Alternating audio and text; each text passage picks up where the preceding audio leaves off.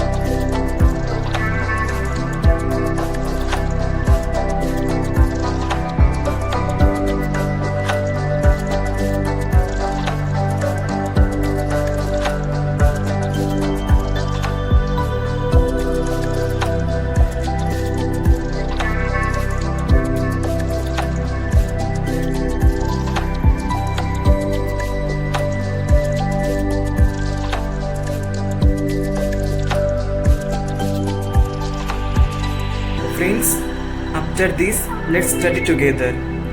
मैं अब एक सेशन लेने जा रहा हूँ। इस सेशन में मैं पढ़ने जा रहा हूँ पॉलिटी।